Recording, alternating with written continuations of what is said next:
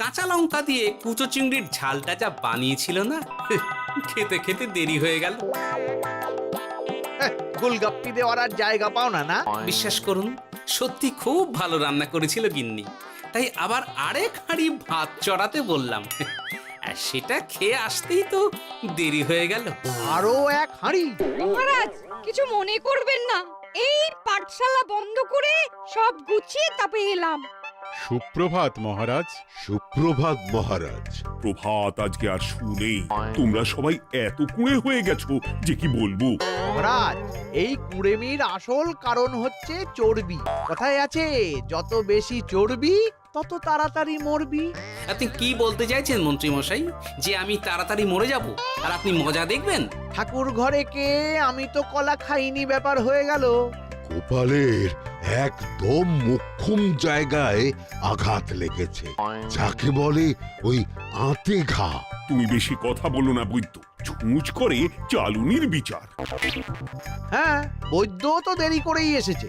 আমার মনে হয় প্রত্যেককে এমন ভাবে প্রশিক্ষণ দেওয়া দরকার যাতে তারা একটু চনমনে হয়ে ওঠে। হ্যাঁ মহারাজ, তাহলে আগামীকাল থেকেই শুরু হোক ব্যায়াম আর অস্ত্র শিক্ষা। হ্যাঁ, কুঁড়ে থাকলে রাজ্যের কোনো বিপদ আপদেই সভাসদেরা কাজে আসবে না। ঠিক বলেছেন মহারাজ। তাহলে আর দেরি কেন, চলো সবাই এখনই আমরা মাঠে যাই। এই তো মহারাজ ভরপেট খেয়ে এলাম, এখনই মাঠে? ও সব অজুহাত দিয়ে লাভ নেই, চলো চলো চলো।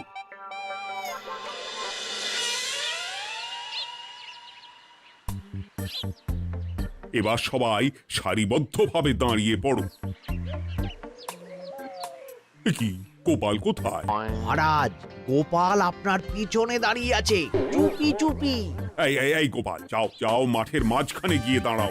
এই চাঁদি ফাটা রোদে কেন মহারাজ সুস্থ শরীরকে ব্যস্ত করছেন? এইসব বাজে কথা শুনতে চাই না। শুয়ে বসে থেকে শরীরের কি অবস্থা করেছো? শরীরের নাম মহাশয়, যা সবে তাই সয়। তুমি যাবে না, তোমাকে এক্ষুনি বরখাস্ত করব। কি জ্বালা! যেখানে আমার সব কাজ বুদ্ধি দিয়েই হয়ে যায়, সেখানে গায়ের জোরের কি দরকার? হ্যাঁ, এই গোপাল, আমি 1 থেকে 3 অব্দি গুনবো, তারপরে সবাই এই মাঠের ধার বরাবর 5 বার পাক দিয়ে দৌড়বে। ঠিক আছে মহারাজ, আমি প্রস্তুত। আমি রোগা পটকা আছি, কোনো সমস্যাই হবে না। হয়ে গেল। সবাই প্রস্তুত? 1 2 3। কি হলো গোপাল, দৌড়াও দৌড়াও। মহারাজ, এর থেকে বেশি জোরে পারবো না। আই, কে আছো? একটা কঞ্চি দাও। এই সেরেছে। বেশ হয়েছে, বেশ হয়েছে। ব্যাটার এবার চর্বি কমবে। কি হলো গোপাল? হ্যাঁ, হয়ে গেল? হ্যাঁ?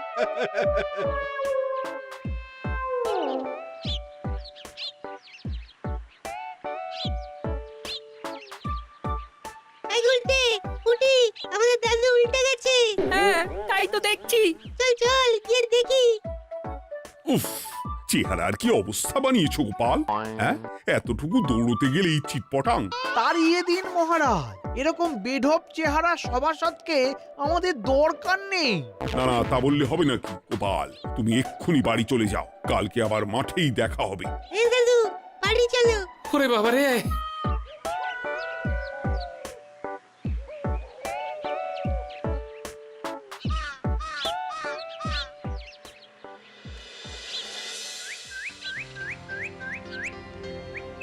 আরে ধুর ছাতার মাথা, তখন থেকে জল খেয়েই চলেছ। কি হয়েছে সেটা বলবে তো? শরীর চর্চা হয়েছে, শক্তি খরচা হয়েছে, আর পারছি না।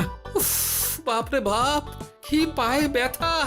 এই জন্যেই আমি বলি বাপু, একটু বপুটাও নড়াও, কিন্তু কার কথা কে শোনে?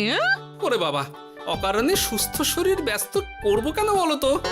বেশি নড়াচড়া করলেই আয়ু কমে যায়। তোমার এই বাজে কথা কোন শাস্ত্রে লেখা আছে শুনি? শাস্ত্রে কেন যাব, বাস্তবে জলজ্যান্ত উদাহরণ আছে। আমি মানতে পারছি না। হুম, মানতে পারছি না বললে তো হবে না, তোমাকে মানতেই হবে।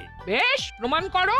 আমি যদি তোমাকে প্রমাণ করে দিতে পারি তাহলে আজ থেকে বাড়ির বাজার দোকান করার দায়িত্বটাও তোমাকেই নিতে হবে। দিদা তুমি তো ফেঁসে যাবে, দাদুর সঙ্গে বাজি লড়বে না। এই বাদ দে তো, তোর দাদু আগে প্রমাণ করুক যে বেশি নড়াচড়া করলে বয়স কমে। হ্যাঁ তাহলে বাজি? হ্যাঁ বাজি। আচ্ছা ঠিক আছে, বেশ। তুমি তুমি একটা পশুর নাম বলো তো, যারা খুব তাড়াতাড়ি দৌড়য়। ঘোড়া, হরিণ, চিতাবাঘ আরো আছে। আচ্ছা, এবার সবচেয়ে আস্তে আস্তে কোন পশু চলে এরকম একটা পশুর উদাহরণ দাও। কেন, কচ্ছপ? এই তো পেয়ে গেছে উত্তর। এবার তুমি বলো তো, কচ্ছপ কত বছর বাঁচে আর ঘোড়া, হরিণ, চিতাবাঘ এরা কত বছর বাঁচে? চিতাবাঘ, ঘোড়া কেউই 30 বছরের বেশি বাঁচে না, কিন্তু কচ্ছপ 300 বছরও বেঁচে থাকে। হেরেছে, হেরেছে, আমার বউ হেরেছে। উফ, জীবনের কত বড় চাপ নেমে গেল। হ্যাঁ, এই তুমি আমাকে এভাবে হারালে। তখনই বললাম দাদুর সঙ্গে বাজি লড়তে যেও না। নাও এবার খেলা সামলাও।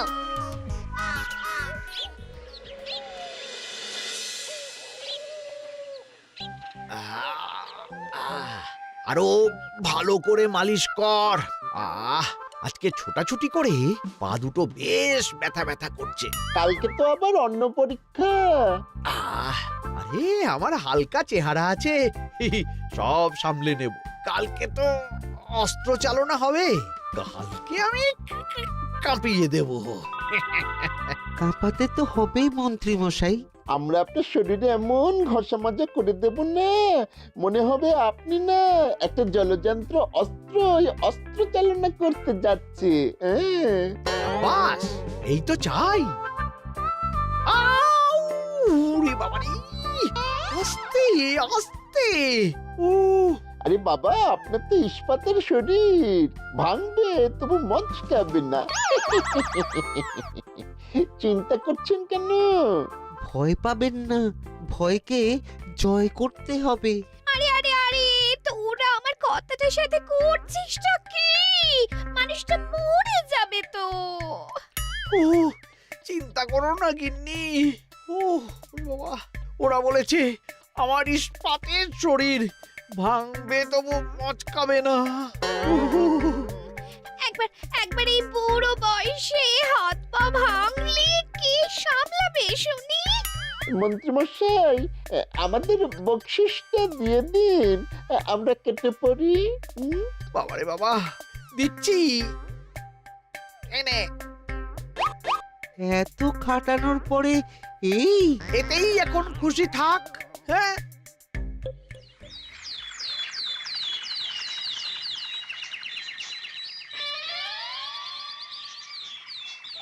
এবার তোমাদের সকলকে অস্ত্র শিক্ষা দেওয়া হবে। উফ, রোজ রোজ কি জ্বালাতনে পড়েছি, বাপরে বাপ।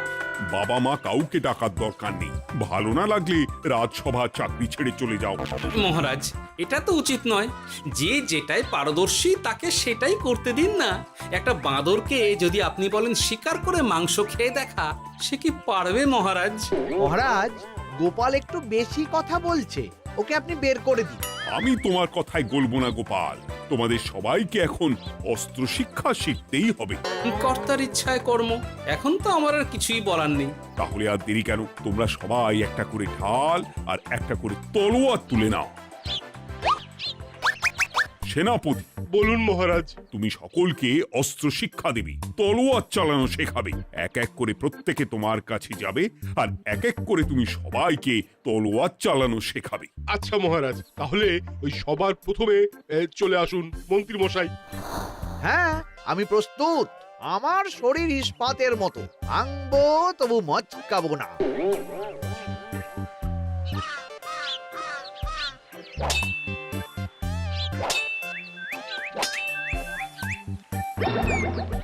কি কেমন দিলাম?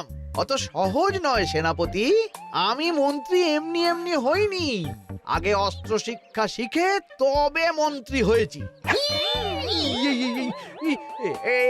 এটা কি হলো? হ্যাঁ, আপনি অস্ত্র শিক্ষায় পারদর্শী, কিন্তু আরো বিচক্ষণ হতে হবে। কারণ আজকে এই পাগড়ির জায়গায় আমি যদি তলোয়ার আপনার গলার দিকে চালাতাম, তাহলে কিন্তু আপনার এই ভবলীলা এখানেই সাঙ্গ হয়ে যেত। ঠিক আছে, মনে রাখবো। এবার বাকিদের তো ডাকো। হ্যাঁ, এরপরে তলোয়ার চালানো শিখতে আসবে গোপাল। গোপাল দাদু, গোপাল দাদু। বাবা বাবা বাবা, গোপাল তুমি আবার দল বল নিয়ে এসেছো। দেখি তোমার কত দম। গোপাল, তুমি প্রস্তুত হও। হ্যাঁ হ্যাঁ, আমি প্রস্তুত। ওরে বাবারে, এ তো ভয়ানক চাপের কাজ। আমাকে বেশ বেগ পেতে হচ্ছে। সামলাও গোপাল।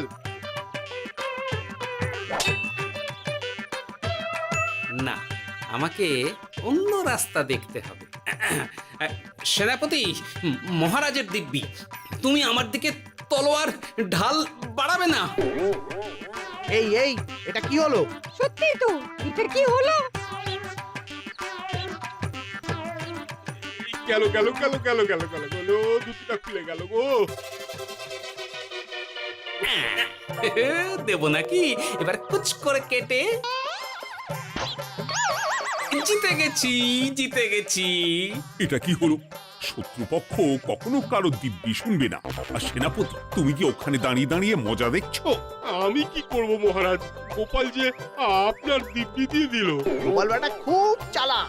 তাহলে এখন উপায়? ওসব গোপাল তোমাকে বোকা বানাবার জন্য করেছে। তুমি ধুতি ঠিক করে আবার লড়াই চালিয়ে যাও। যথাজ্ঞা মহারাজ।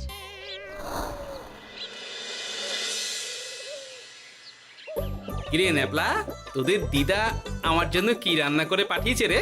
এই তো ভাত, আলু সেদ্ধ, এই পুঁই শাকের ঝোল আর রুই মাছের ঝাল। আর তোদের যে তোষক, বিছানার চাদর আনতে বলেছিলাম, এনেছিস তো? ওই তো দাদু, কুটির গুলটে আর বাকিরা সবাই ধরাধরি করে নিয়ে আসছে। ব্যাস, তাহলে তার কোনো চিন্তা নেই। খেয়ে একটা জব্বর ঘুম দেব, কারণ এখানে যা রঙ্গ দেখছি তাতে বিকেল হয়ে যাবে। তলোয়ার শিক্ষা আজকের মতন এইটুকুই থাক। এবার শুরু হবে বল্লম শিক্ষা। সবাই আবার আগের মতন সারিবদ্ধভাবে দাঁড়িয়ে পড়ো। আহ, তোদের দিদা পুঁই শাকটা কিন্তু বেশ জব্বর বানিয়েছে। তোদের দিদার হাতের রান্নার কোনো তুলনাই নেই। আহা, কি স্বাদ! কি গোপাল আবার কোথায় গেল? এই তো মহারাজ, আমি এখানে ওই পুঁয়ের ঝোল আর রুইয়ের ছাল দিয়ে ভাত খাচ্ছি। এসব কি মাঠের মধ্যে খাওয়া? আরে শরীরটাকে তো রাখতে হবে।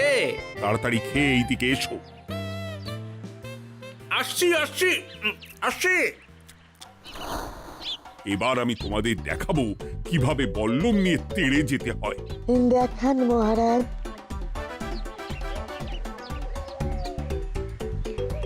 এ তো খুবই সোজা মহারাজ। ঠিক আছে, তাহলে বল্লম নিয়ে তেড়ে যাও দেখি। দিন, আপনার হাতের বল্লমটাই দিন।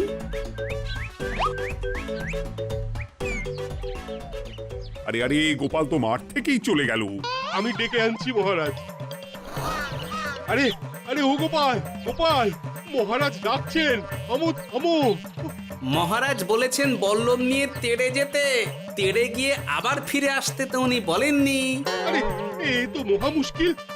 উনি এক্ষুনি তোমাকে মাঠে ফিরতে বললেন। সেটা আপনাকে বলতে পারে সেনাপতি, আমাকে তো বলেনি। আমি চললাম।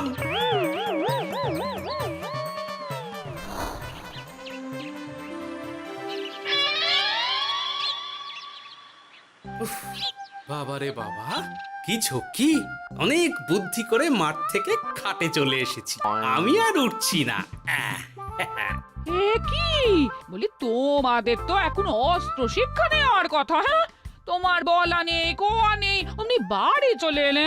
আরে বাবা, ওইসব অস্ত্র শিক্ষা মানেই সুস্থ শরীরকে ব্যস্ত করা। অসহ্য খাটনি, অযথা কষ্ট। কষ্ট করলে তবেই কেষ্ট পাওয়া যায়। হ্যাঁ, তোমায় আমি আগেও বুঝিয়েছি, যেখানে বুদ্ধি কথা বলে সেখানে দেহের শক্তি নীরব দর্শক গিন্নি।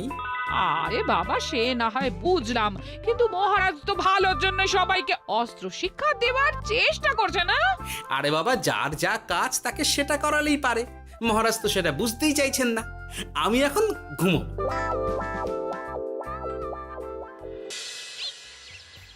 দরজা খোলো গোপাল, দরজা খোলো। গোপাল, গোপাল দরজা খোলো বলছি। ব্যাস হয়ে গেল। একটু শান্তিতে ঘুমাবো তার জো নেই। দরজা খোলো গোপাল।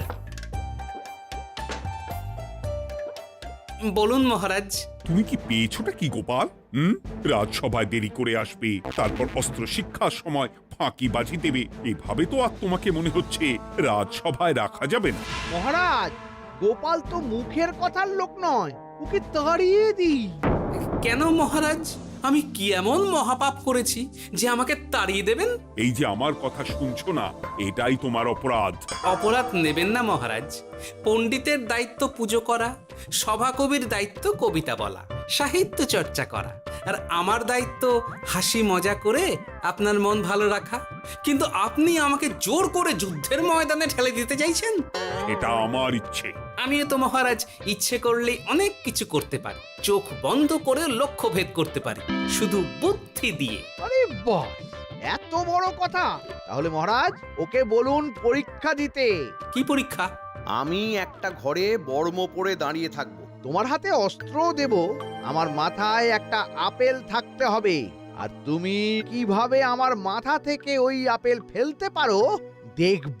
এ তো খুবই সোজা।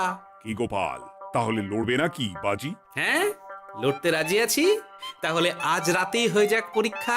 যদি এই পরীক্ষায় উতরে গেলে তো ভালো, নইলে তোমার চাকরিটা গেল। গোপাল, তুমি পারবে তো? সে দেখাই যাবে। আজ রাতে তাহলে রাজবাড়িতে দেখা হচ্ছে।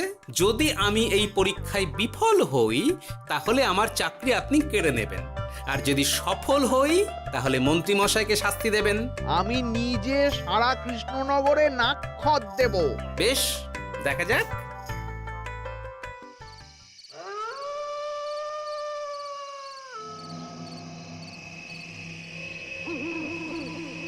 কি মন্ত্রীমশাই, ব্যবস্থা সব ঠিকঠাক হয়েছে তো? হ্যাঁ, এবার শুধু গোপালের পরীক্ষার পালা। আমি তাহলে বাইরে গেলাম, গোপালকে পাঠিয়ে দিচ্ছি।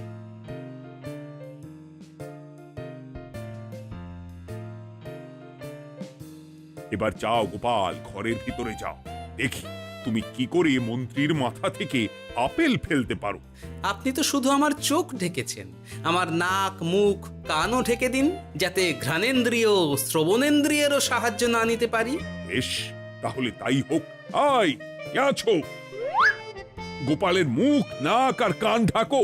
যথা আজ্ঞা মহারাজ। একটু একটু মোটা কাপড় দিয়ে নাক মুখ ঢাকো, হ্যাঁ, যাতে সেভাবে আপেলের গন্ধ না পাই। বেশ বেশ।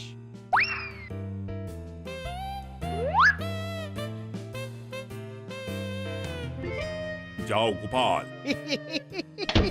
গোপাল, এবার তোমার চাকরি গেল। এবার তুমি কি করবে? কি করবে? দৌড় ঝাঁপে ফাঁকিবাজি? হ্যাঁ?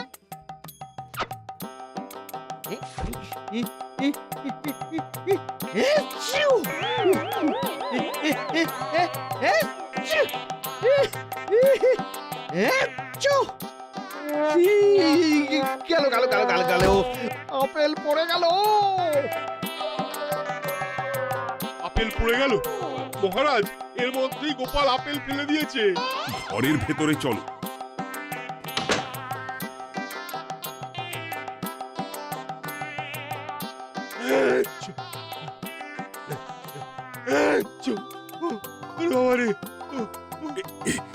কি ওরে বাবারে বাবা, কি ঝাঁজ! ওরে বাবারে বাবা। কি মহারাজ, দেখলেন তো গোপালের চমক? অস্ত্র ছাড়াই আপেল ফেলে দিলাম। কি, এটা তো তুমি নীতি বিরুদ্ধ কাজ করেছো। সারা ঘরে নস্যি ছড়িয়ে দিয়েছো। মহারাজ, হাঁটতে গিয়ে আপেল পড়ে গেছে। এবার সারা কৃষ্ণনগরে নাক্ষত দিতে হবে। সত্যি সত্যি গোপাল, বুদ্ধি তো তোমার জুড়ি মেলা আভার। আমার নাম গোপাল ভাঁড়। একটা কথা মনে রাখবেন, কেউটে সাপের লেজে পা দেবেন না, আর গোপালের কাজে বাধা দেবেন না। যে কাজ বুদ্ধি দিয়ে করা যায়, তার কাছে শক্তি ছোট্ট শিশু মাত্র। সত্যি গোপাল, আজ তুমি সেটাই প্রমাণ করে দিলে। আর আজ থেকে তোমাকে তোমার ইচ্ছার বিরুদ্ধে খাটাবো না। তুমি খাও দাও ভুড়ি বানাও। যার যা কাজ সে তাই করবে। যেমন এখন মন্ত্রী মশাই নাক্ষত দেবেন। হ্যাঁ, ভুল করে বাজি ধরে ফেলেছি, এখন নিজেই চাপে পড়ে গেলাম। তাহলে আর দেরি কেন? নাক্ষত এখন থেকেই শুরু হোক। কৃষ্ণনগরের রাস্তা শেষ হতে হতে সকাল হয়ে যাবে।